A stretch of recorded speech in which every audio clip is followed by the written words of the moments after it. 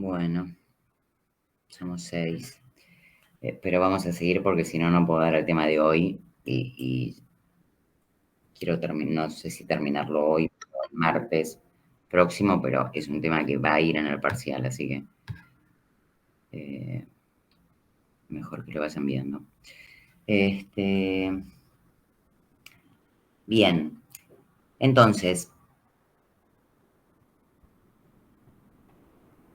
tanto para la sesión como para la subcontratación, lo que extiende la ley es la responsabilidad solidaria, es decir, no se transforma esta empresa que recibe el servicio en empleador. Respetamos que esta persona era un empleado de la empresa de seguridad, pero si la empresa de seguridad no le paga, por ejemplo, la indemnización por despido, aquel objetivo al que fue asignado el trabajador para prestar un servicio va a ser solidariamente responsable por estas deudas laborales y de la seguridad social. Y entonces, como para no dejar a este empresario tan sorprendido al momento del incumplimiento, lo que la ley fija es que cuando se trate de estas tareas que hacen a la actividad normal y específica propia del establecimiento, debe ejercer una suerte de control de ese cumplimiento. Y entonces, eh, si ejerce debidamente este control, podría detectar, por ejemplo, si ese trabajador le deben un salario, si está mal encuadrado, si no se le pagó el día completo, sino que se lo está haciendo figurar como a tiempo parcial, ¿se entiende? Entonces, este control que puede ir ejerciendo la empresa periódicamente es lo que le permitiría eh, tener al menos una defensa, ¿no? Porque en realidad la obligación de control que establece el artículo 30 es más una obligación de resultado que de medio. Las obligaciones de medios son, bueno, intenté hacer lo posible, pero no salió.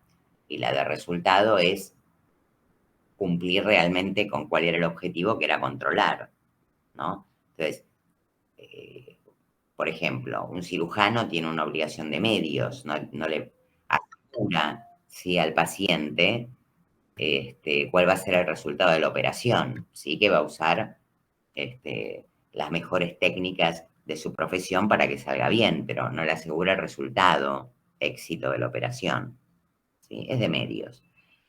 De resultado sería, por ejemplo, un contador hacer el balance. Si no se lo hace, bueno, no cumplió. No es que lo hizo más o menos, no, tiene que hacerlo, ¿sí?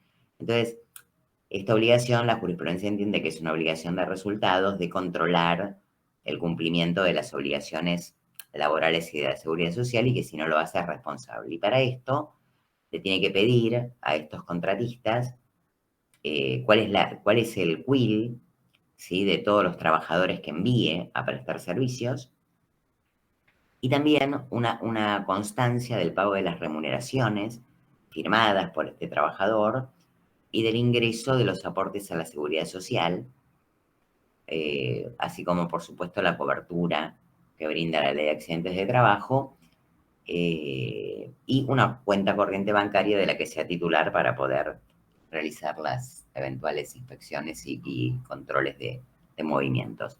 Entonces, sí, este control, que lo tiene que hacer por sí mismo, el empresario que recibe el servicio, no puede tercerizarlo a su vez en otra empresa, le permitiría detectar con tiempo si hay algún incumplimiento. ¿Y por qué es interesante esto?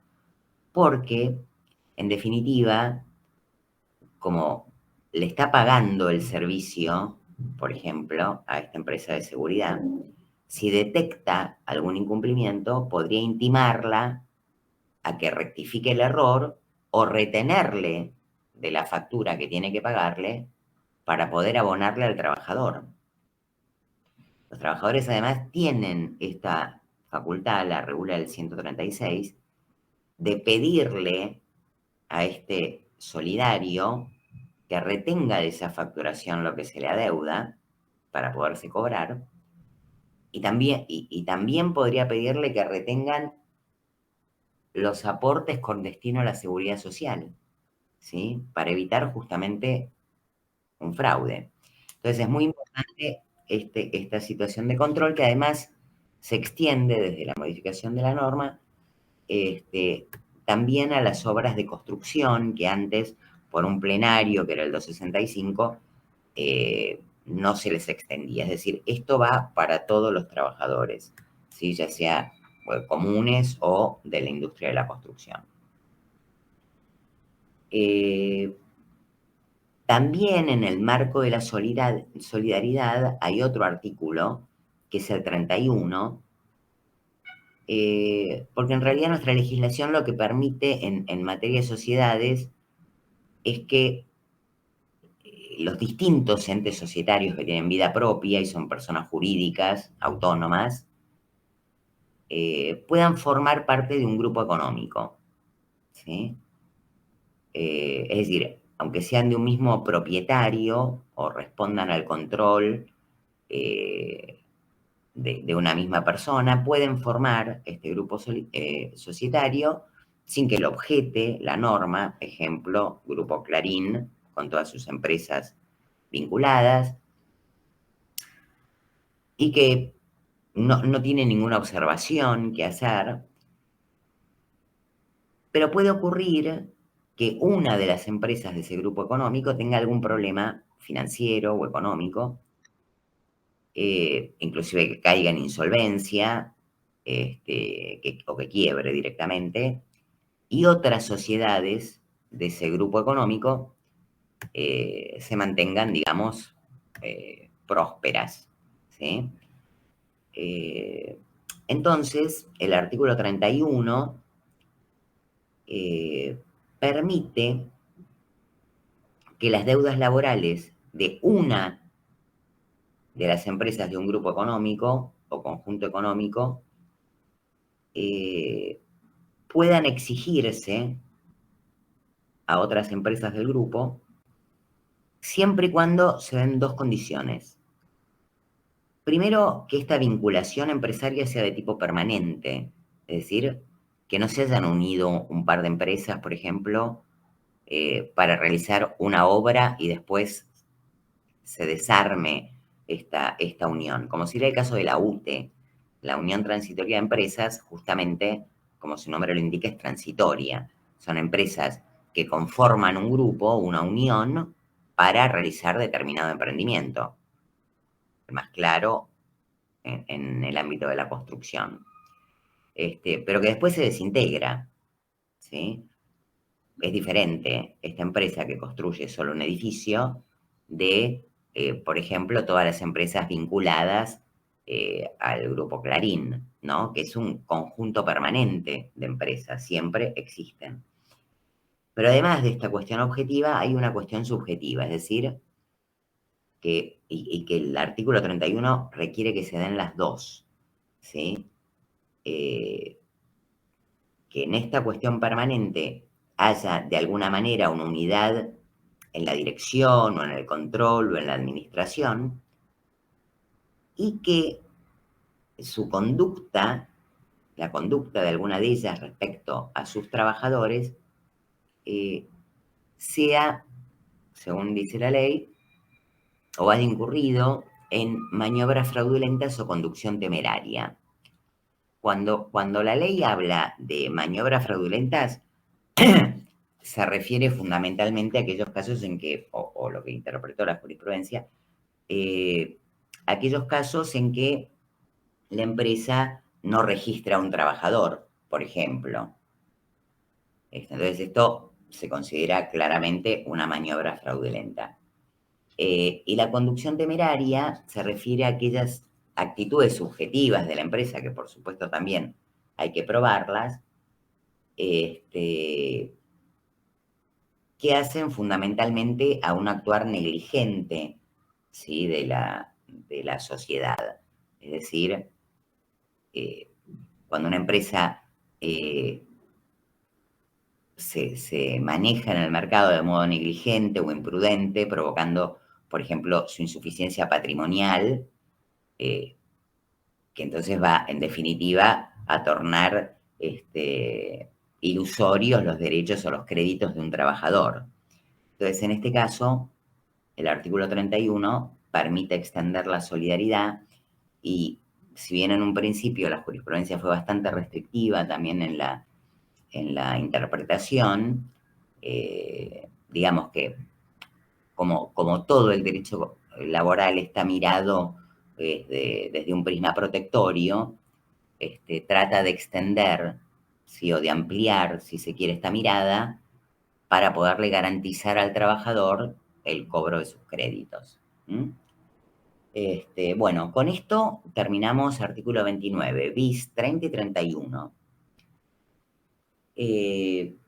Hay un caso que se vincula mucho al artículo 30 y también lo mencionamos la vez anterior, como hay que marcar la diferencia entre el 30 y el 225, que es la transferencia del establecimiento, que es lo que vamos a ver en lo que nos queda de esta clase, por lo menos en la parte teórica, y en el martes que viene, en su faz más práctica, en la primera hora, o segunda, no sé cómo me venga, y en la restante, primera o segunda, haremos un repaso general en miras al examen del viernes.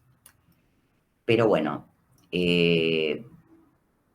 lo que vamos a ver entonces ahora es artículo 225 a 229, que repito, entra en el parcial. Se los digo porque, según lo que nos dé ahora para ver, se lo pueden ir leyendo ya cuando estudian, y entonces lo tienen más claro para preguntar el martes, ¿sí?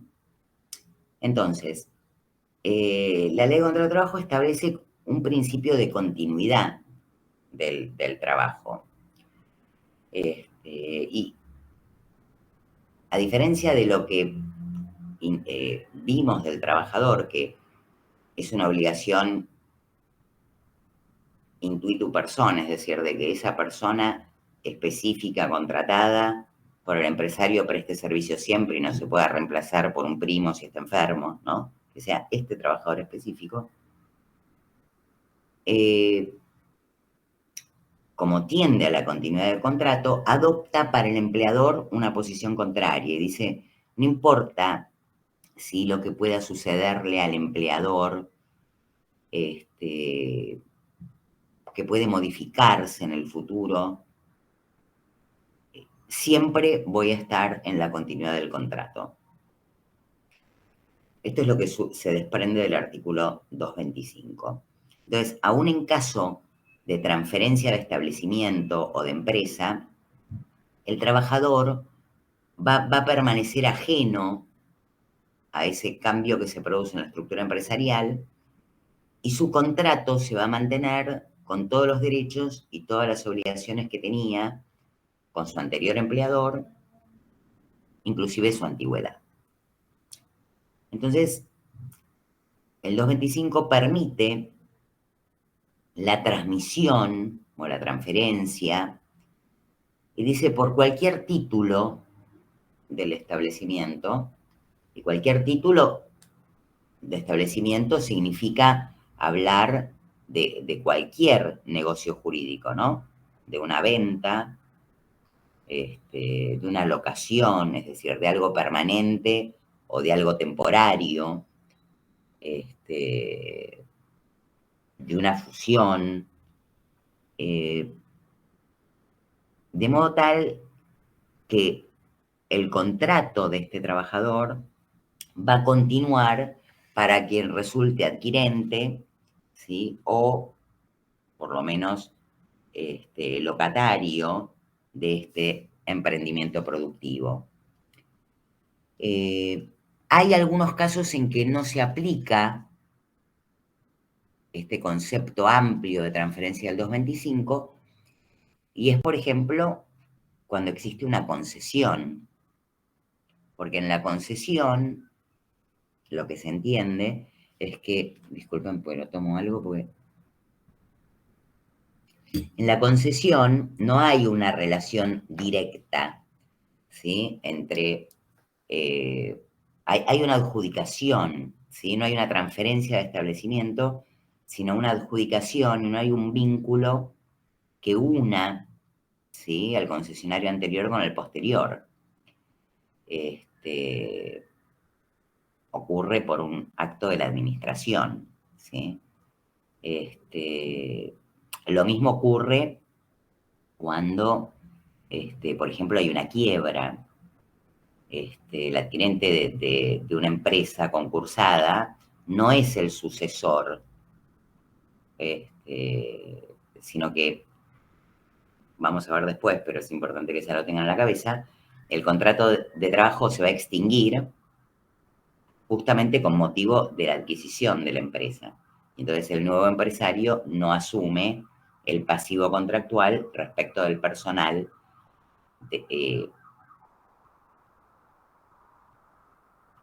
que era empleado de la empresa que transitó el proceso de quiebra.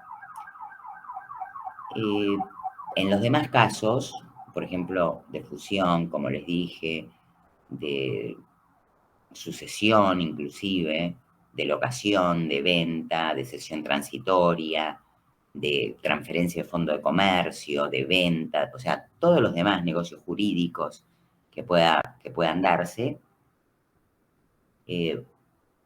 la ley de contrato de trabajo dice que el adquirente resulta sucesor, ¿sí?, de todas las obligaciones existentes al momento de la transferencia, inclusive con motivo de la extinción de los contratos o de lo que pudiera derivarse con motivo de esa extinción.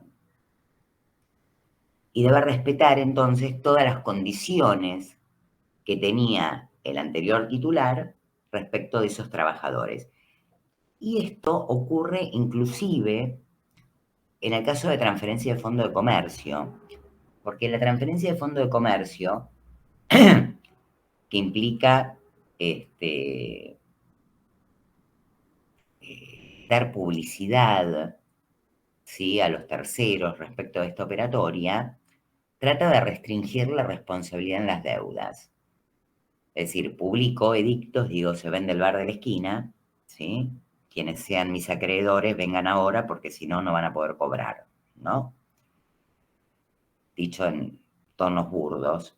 En cambio, esta inclusive publicidad de la transferencia del Fondo de Comercio no rige respecto del derecho laboral y de la seguridad social.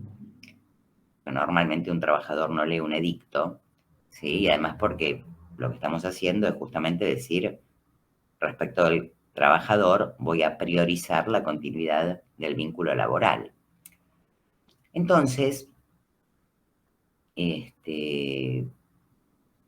esta operatoria comercial, que el trabajador puede tener conocimiento o no, pero no es requisito tener su aprobación, ni la aprobación del sindicato, ni la intervención del Ministerio de Trabajo. El trabajador puede tener conocimiento de esto o no, ¿sí? Dependerá de la magnitud de la empresa, y si la transferencia es total o parcial. Puede ser que en algún momento tome conocimiento del hecho y en ese caso que entienda que le causa un perjuicio esta operatoria comercial.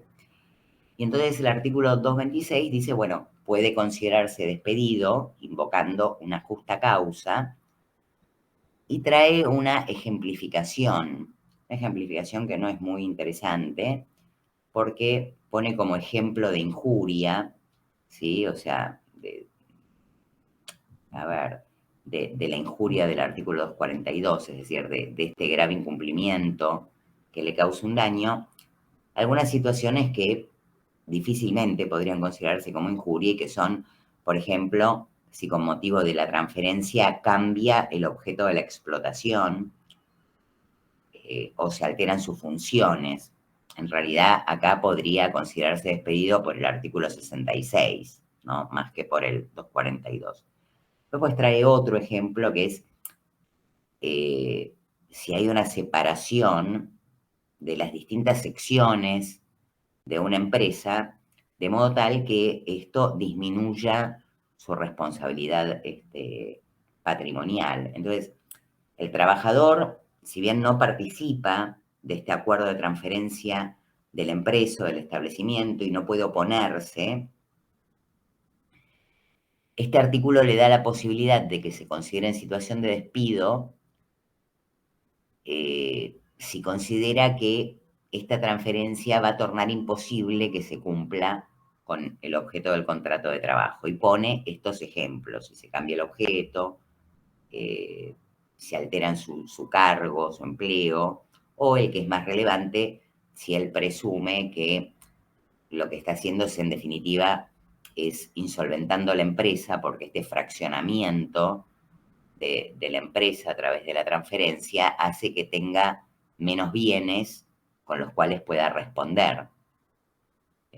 Ahora, este artículo es netamente enunciativo, ¿no? O sea, no es que solamente puede invocar estos supuestos, pero los pone como ejemplo. Entonces, lo que hace el legislador es establecer una responsabilidad solidaria. Esto lo hace puntualmente en el artículo 228, que implica que ese trabajador le pueda reclamar al transmitente o adquirente de un establecimiento, a cualquiera de los dos, por la totalidad de los montos que reclama por incumplimientos laborales anteriores a la fecha de la transmisión. En otras palabras, para que lo entiendan, si yo tengo, por ejemplo, soy un trabajador de un bar y vendo en el fondo de comercio,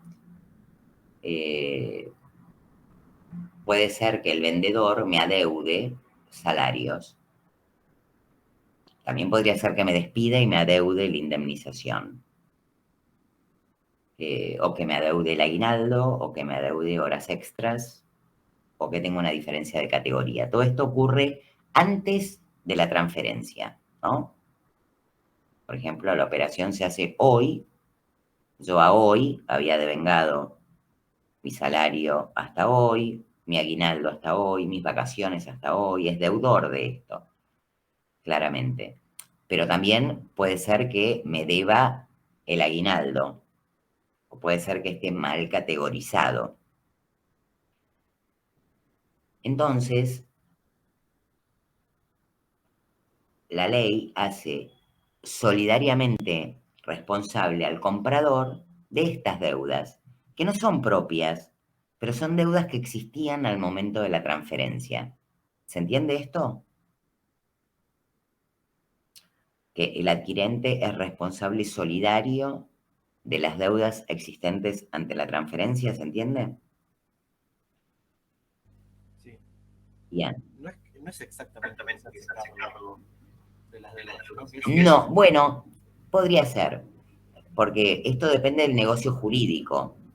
El vendedor podría decir: mira, el precio es 100, vos pagás los salarios de septiembre hasta hoy, entonces te pago 110 por la operación. ¿Se entiende? Claro. Ellos podrían pactarlo. Independientemente de lo pactado, que pueden no cumplirlo, ¿sí? La ley dice: a mí no me importa lo que pactaste, porque eso es un negocio comercial entre ustedes. El trabajador no interviene. Entonces, ¿cómo le vamos a garantizar a este trabajador que cobre? Lo más fácil es decir que quien adquiere el establecimiento, es decir, esta persona que está ahí en la explotación y al que el trabajador puede demandar, porque el que vendió, en general vendió y se fue, ¿no? O sea, no lo conozco más, no sé dónde vive, no tengo un domicilio para correrle traslado de la demanda. El que sé es el que está ahora como dueño del bar. El que se fue no sé dónde está, no tengo un domicilio de esa sociedad. Cambió la titularidad. ¿Mm? Entonces, ese va a responder solidariamente. Y según lo que diga el contrato, seguramente podrá reclamarle al vendedor que le reintegre esa suma pagada. ¿Se entiende? Sí. Bien. Ahora, hay un caso de duda respecto de aquellos contratos extinguidos antes de la transferencia. O sea, supongamos que yo compro el bar, ¿sí? Compro este fondo de comercio, pero digo sin personal. Entonces, el vendedor despide a los trabajadores y no les paga la indemnización. Entonces, ¿qué se les ocurre que sería la solución? ¿Podrían reclamarle al comprador las indemnizaciones del personal que despidió el vendedor? Para, Piénsenlo y díganme lo que quieran, porque para mí, hubo para, opiniones varias. para mí sí se lo ofreció sin empleados. Si el vendedor se lo ofreció al comprador sin empleados, para mí sí sería solidariamente responsable. Ujú,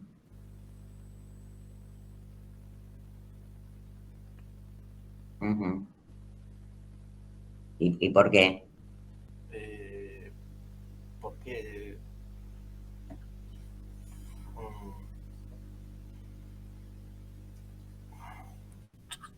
¿cómo explicarlo? ¿Eh? Porque me piace, había un... Sí, se me hace difícil explicarlo, porque sería como parte necesaria del contrato. Yo lo entiendo así. Si le dice el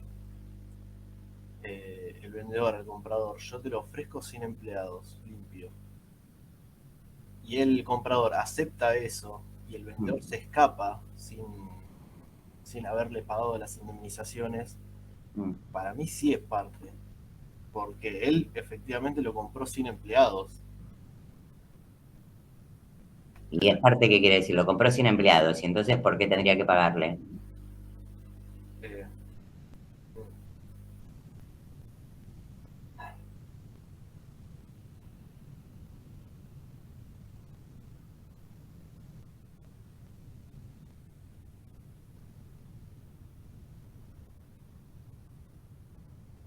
No sé, dime su opinión, o sea, no hay... no, me perdí. Claro, o sea, usted me dice, el comprador compra sin empleados, Sí, entonces el vendedor vende sin personal, despide a todos, les tiene que pagar, no les paga. Este es el caso. sí. ¿Por qué entonces el comprador que dijo sin personal tiene que asumir la deuda del vendedor?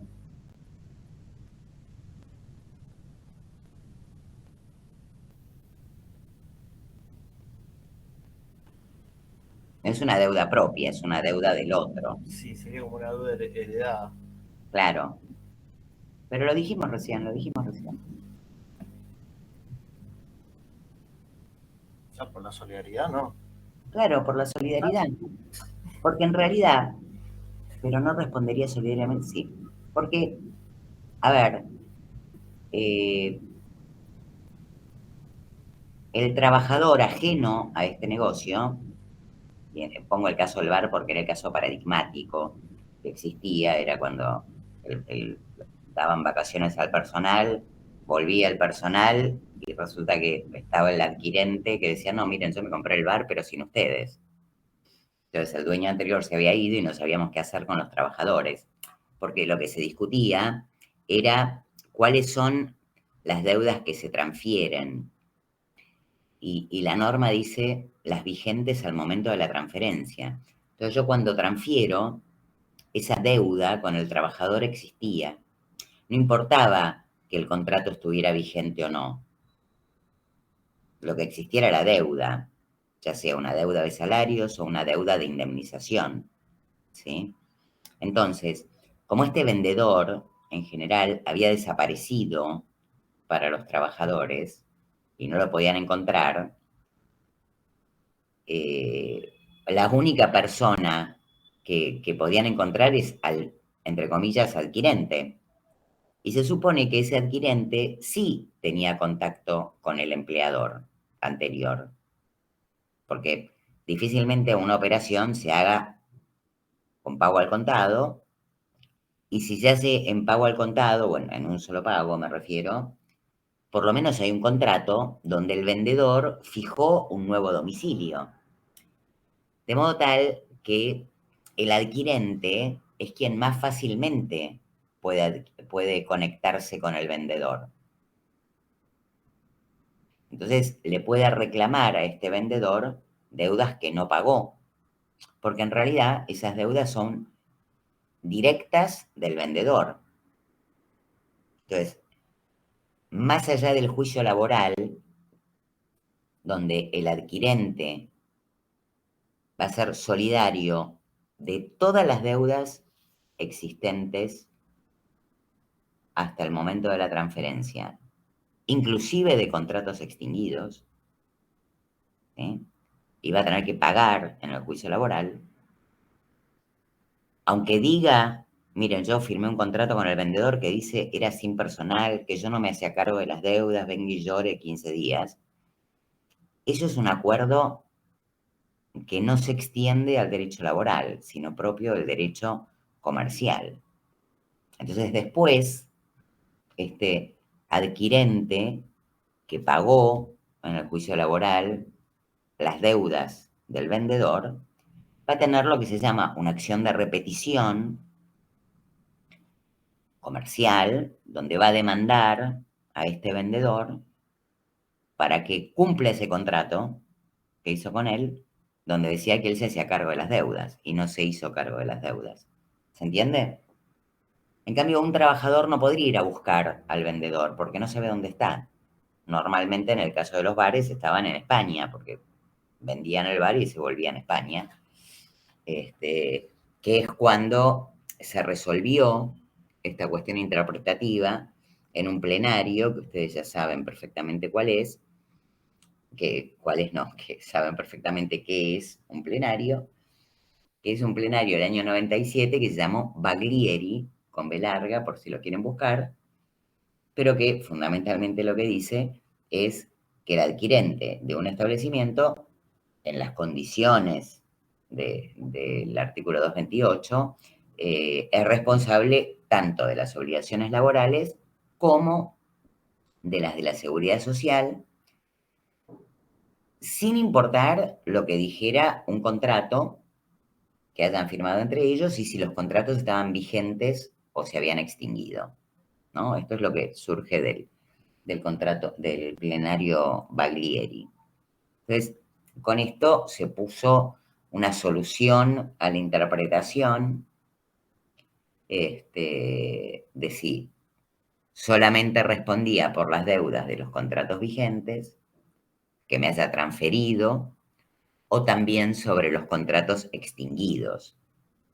Entonces, el vendedor, para poner el ejemplo de una forma de la transferencia, siempre va a ser responsable directo, mientras que el adquirente va a ser solidario.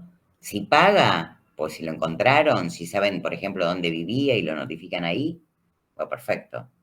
Entonces lo traen al juicio. Pero si no, podrían no traerlo al juicio, le reclaman solo al adquirente. Eventualmente el adquirente, como sabe dónde está, lo va a citar como tercero en el juicio, es decir, va a decir, mira, pues tráigame a este empresario que yo sé dónde vive, dónde está, porque quiero que él se haga cargo de su deuda. Bueno, entonces uno lo va a dejar participar del juicio, pero y en definitiva los va a condenar siempre al vendedor en forma directa y al comprador en forma solidaria, de modo tal que si el vendedor no paga, va a pagar solidariamente el adquirente y después iniciar la acción de repetición en otro fuero. En cambio, de esas deudas que surjan con el adquirente, es decir, si el adquirente no paga mi salario de acá en adelante, o mis vacaciones futuras, o mi aguinaldo, o lo que fuere, el vendedor ya no va a ser responsable, porque esas son deudas propias, ¿no? De quien adquirió el establecimiento. ¿Se entiende esto? Sí, perfectamente. Bien. Es nada más que tratar de garantizar que ese trabajador no se va a quedar sin cobrar simplemente porque al dueño se le ocurrió vender. Es tan simple como esto. Pues si no, todos, hay un punto que no podemos sostener la empresa, vendemos, dejamos un tendal de salarios e indemnizaciones sin pagar y nos vamos a vivir felices a Colonia, ¿no? Entonces, digo, a alguien hay que hacer responsable de la deuda y nadie más podría ser que quien continúa la explotación. ¿Mm? Esto que es claro y lo único que hace es cambiar la titularidad del establecimiento, pero no el lugar de trabajo del personal, porque una cosa es si extingo el contrato y otra cosa es si lo mantengo. Por ahí yo me compro el bar y digo, este bar la verdad que trabaja bárbaro con estos mozos, con el cocinero, no me importa nada, yo sigo, no con ellos. Como dije, no requiere una autorización o un consentimiento del trabajador ni autorización de nadie. Pero muchas veces es interesante participar a este personal en el sentido de comunicarles, miren, esto se vendió, ¿sí? Eh, y en este caso, esto, la forma de comunicarlo, y que da mayor tranquilidad también al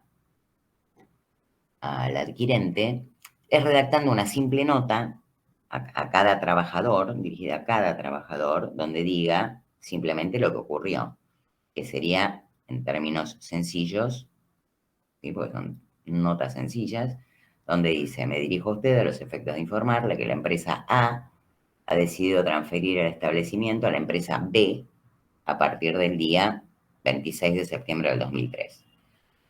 Informamos a usted que sus condiciones de trabajo serán las mismas que hasta la fecha y se respetará su antigüedad. ¿Mm? A tal fin informamos que su categoría es tal, su salario tal, sus beneficios son tal, tal y tal. Solicitamos a usted que firme al pie de la presente en prueba de notificación.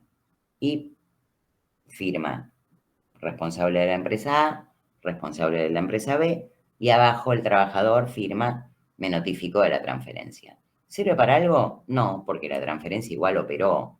No requiero el consentimiento del trabajador. Pero al adquirente le da una tranquilidad de que ese trabajador tiene estos datos que yo dije, ¿sí? Esa categoría, esos beneficios, también está bueno poner la fecha de ingreso, ¿sí?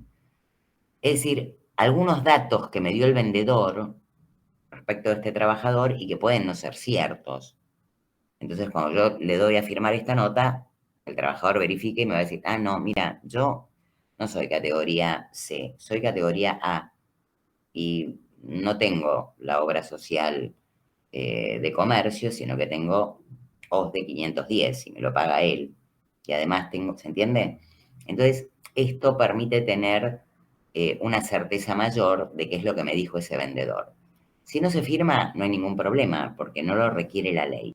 Pero es como de buen empleador decir, mire, ya no va a trabajar más para mí, sino para Juan Pérez, que es el que compró este establecimiento. ¿Mm? Eh, es interesante también el tema de la antigüedad, porque este adquirente le tiene que mantener no solo las condiciones de trabajo, sino la antigüedad. Y acá se genera a veces un tema en el reclamo. Una cosa es mantener la antigüedad y otra cosa es emitir un recibo de sueldo con fecha de antigüedad anterior a hoy, 26 de septiembre del 23. ¿Y por qué digo esto? Porque para mí este trabajador empezó hoy. Entonces, en mis libros laborales, su fecha de ingreso es 26 de septiembre del 23. Yo no puedo poner en mis libros otra fecha. ¿Mm? Empezó hoy el contrato conmigo. Sí puedo poner, porque hay un casillero para esto, Antigüedad reconocida, 26 de septiembre de 2000. ¿Sí? Aclaro esto porque muchas veces los trabajadores hacen un reclamo, se consideran despedidos diciendo no me reconoció mi real antigüedad. Y esto no es cierto. El empleador solo puede poner en sus registros cosas que ocurren desde que él es empleador, no cosas anteriores desde que no sabe, ¿no? Entonces, fecha de alta para ese empleador es hoy, el día que operó la transferencia. Y antigüedad reconocida va a ser la que tuvo con el anterior empleador y que yo le voy a tener que reconocer a todos los efectos legales. Por ejemplo, a los efectos de pagarle el adicional por antigüedad, a los efectos de qué vacaciones le voy a dar, si lo despido, qué preaviso va a tener, que varía según la antigüedad, etc. Entonces, esto es importante tenerlo en cuenta. Hay otro caso que regula el 229 que se llama cesión de personal. Y la cesión de personal es una cosa como más extraña, y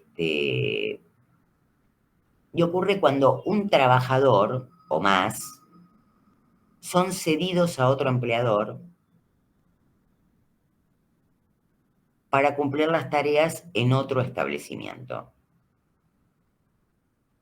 Es decir, acá no hay un cambio de titularidad del establecimiento, como en el caso del 225, sino lo que hay es un trabajador que prestaba servicios en mi empresa, yo lo cedo, ¿sí?, a otra. En general ocurre con personal jerárquico y también en empresas que forman parte de un grupo empresario. Entonces yo digo, transfiero un trabajador, en términos de la ley, cedo su contrato de trabajo, y este trabajador va a prestar servicios a otra unidad productiva. ¿Sí? En general es esto, personal superior o profesional, ¿sí? Pero para esto, sí o sí, el 229 requiere, como condición de validez del acto, el consentimiento del trabajador por escrito y en forma expresa. ¿Y esto por qué? Porque en el caso del 225 yo sigo teniendo este establecimiento como garantía de mi crédito, del lugar donde yo entré a trabajar, ¿no? Por el cual acepté este contrato. En el otro no lo sé, o sea, no sé a qué empresa me están mandando. No sé si lo hubiese elegido. Entonces, para que me manden a trabajar a otro lugar, cosa que no ocurre en el 225, yo sigo prestando servicios en el mismo lugar, cambió el titular, ¿sí? En el 229, el que se traslada a prestar servicios a otro lado es el trabajador. Entonces, indefectiblemente, el trabajador lo sabe e indefectiblemente tiene que prestar el consentimiento. Entonces, en este caso, ¿sí?, sí se requiere una nota, no como la notita del 225 que les dije, que puede existir o no. En el 229 sí o sí la nota y dice, me dirijo a usted a los efectos de informar que la empresa A ha decidido ceder su contrato de trabajo a la empresa B. Informamos a usted que las condiciones de trabajo serán las mismas, que comenzará a prestar servicios en tal domicilio a partir del día tal, ¿sí? Enumeran las condiciones de trabajo, que son fecha de ingreso, categoría, salario, las que sean, y después ponen, solicitamos que en prueba de consentimiento expreso, firme al pie. Firma la empresa A, firma la empresa B, y abajo el trabajador tiene que decir, presto expresa conformidad a que mi contrato de trabajo sea cedido de la empresa A la empresa B a partir del día tal. De todas maneras, si no ocurre esto, aunque el trabajador se lo digan verbalmente y vaya a trabajar a esta empresa a la que le cedieron su contrato, siempre el contrato se entiende anudado con la primera empresa. Es como si no hubiese ocurrido la cesión.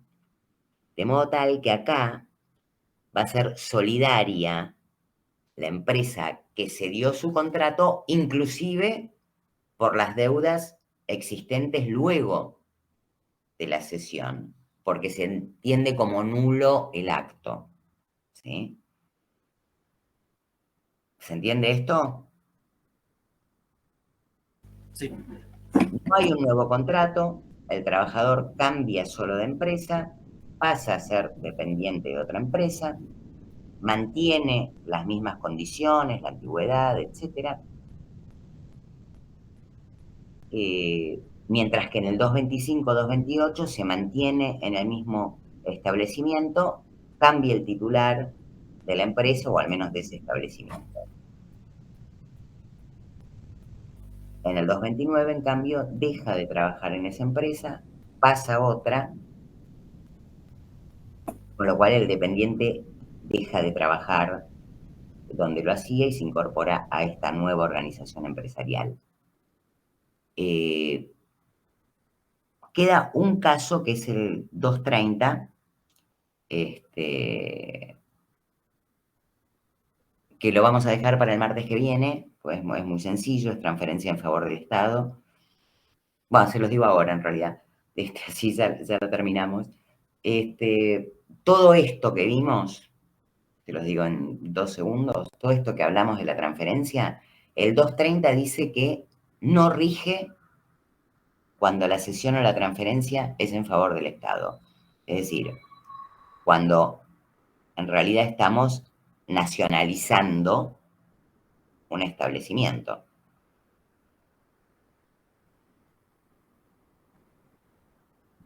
Es lo que se llama fundamentalmente estatización de una empresa. ¿Sí? ¿Y por qué no opera todo esto? Porque en realidad lo que se entiende es que, primero, la transferencia en favor del Estado no da el derecho a que el trabajador se considere despedido, y porque en realidad lo que cuando se nacionaliza una empresa, lo que ocurre es que esta empresa privada estaba quebrando, o sea, no iba a poder cobrar nunca sus créditos laborales.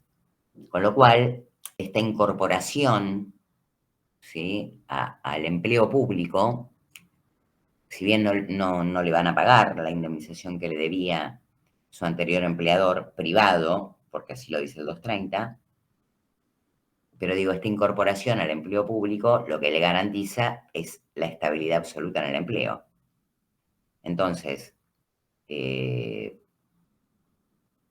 lo que le sucede a ese trabajador es salir de una situación privada casi falencial, donde iba a perder seguramente su indemnización por insuficiencia patrimonial, para incorporarse a una tarea estatal, nacional, municipal, etcétera, pero estatal, con la estabilidad de un empleado público. Y se le va a aplicar el convenio colectivo del Estado que sea similar, lo más similar posible, digamos, a esta actividad que realizaba, porque su contrato de trabajo va a ser diferente y porque su actividad ya no va a estar regida por un sindicato. Es decir, si yo me compro una empresa de Estado Nacional, ¿no?, que fabrica aceite, no voy a aplicar el convenio colectivo de la aceitera porque no participé en esa negociación, y entonces voy a aplicarle la norma del empleo público.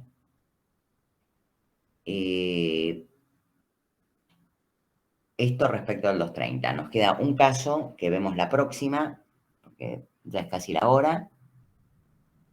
Vemos alguna cosa práctica de cómo podemos hacer operativamente esta transferencia de empresas, que les va a interesar más que nada por ahí por su actividad.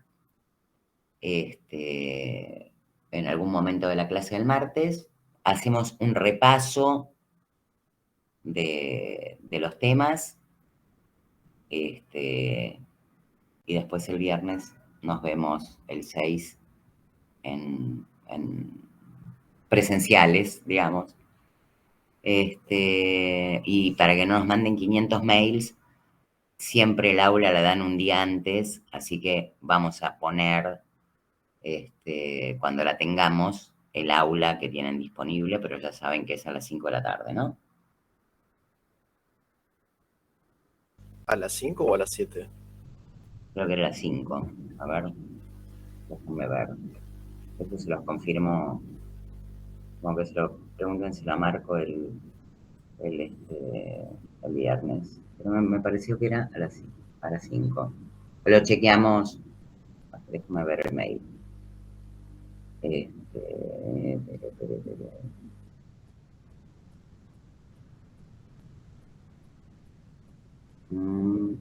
Bueno, no lo veo ahora.